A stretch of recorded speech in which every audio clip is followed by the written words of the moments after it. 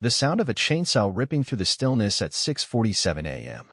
isn't something you'd expect in a peaceful suburban neighborhood unless you're starring in a slasher flick or, as it turns out, levying next to Linda Hargrove.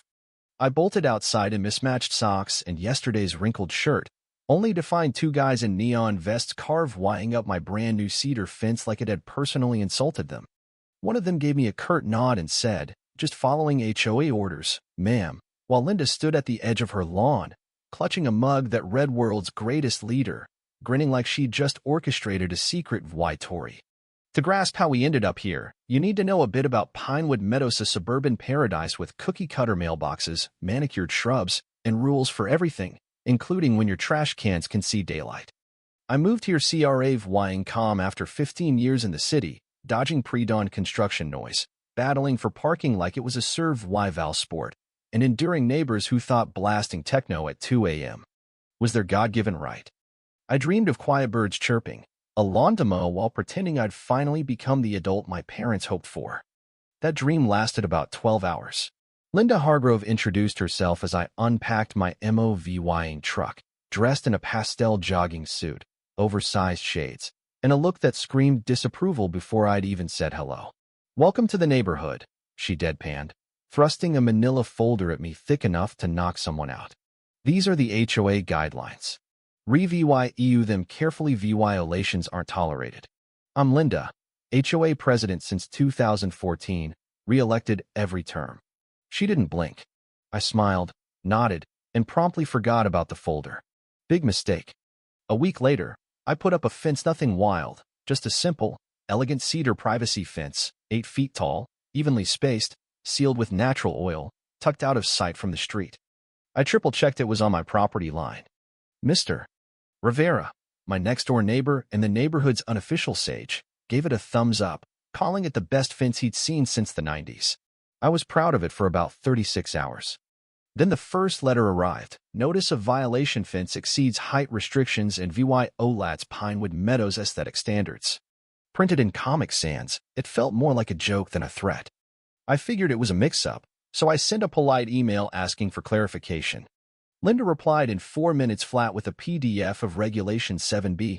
All fences must be wrought iron, no taller than 6 feet, painted matte black for VY Sewell Harmony.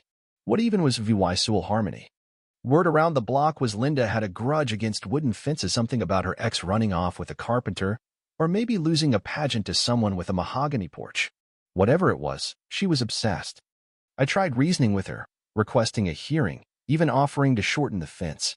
"No," she snapped. "You've broken the rules. We can't set a precedent." I didn't realize I'd moved into a suburban autocracy, but I wasn't about to roll over. 2 weeks later, the fines started due law 500, then another, then another. Ignoring them was my second mistake. That brings us to Chainsaw Tuesday. Once I found my voice, I demanded to know who greenlit this destruction.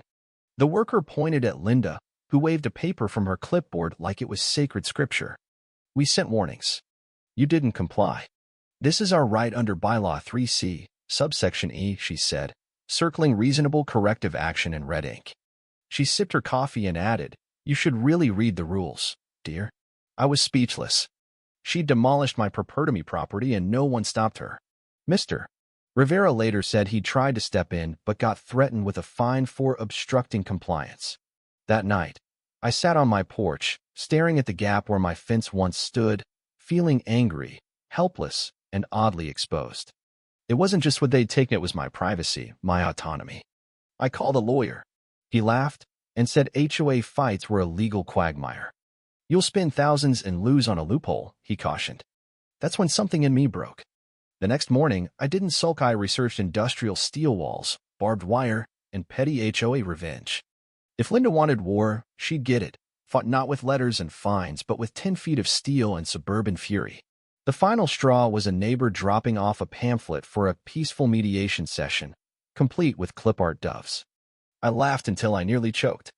No doves here, dragons were more like it. I called Big Tony, a guy who specialized in unconventional fencing solutions. When I pitched my plan, he paused, then said, "That's nuts. But I love nuts. When do we start?" Signing his due law 4,500 quote, I smirked at how I'd once craved a quiet life. Dreams evolve. Construction kicked off the next night under darkness, not because it was illegal. I confirmed it was legal on my land and within height codes for privacy structures, but for the shock factor. I wanted Linda to wake up to a suburban dystopia. Temporary lights turned my yard into a covert op zone, every metal clang a beat of petty triumph. Tony and his crew guys named Spike, Brick, and Raven worked like they were forging a legend. Steel beams went up, cement hardened, brackets welded. I played the casual host with snacks and coffee, barely containing my glee. At 2 a.m., Mr. Rivera shuffled over in his robe, holding a don't talk before coffee mug, stared at the steel frame, and said, "This is going to get epic, right?" I nodded. She chainsawed my fence. He grinned. "Say less." He brought donuts. By dawn, the lower half stood 10 feet of industrial steel, a flat lip awaiting barbed wire. It was glorious, a statement of dominance. Linda had no clue. She probably slept smugly, updating her HOA logs, oblivious to the metallic reckoning next door. At 6:43 a.m., her shriek pierced the silencia mix of car alarm and panicked goose. From my kitchen window, I watched her storm out in a baby blue tracksuit, arms flapping like she was shooing in Cybele pests. She paced by the wall, squinting, phone to her ear. Within 15 minutes, 2 HOA cronies joined her, looking like they'd rather be anywhere else. She banged on my door 3 times. I was unavailable, possibly meditating or consulting my inner zen. She left a note. This structure violates Regulation 9F.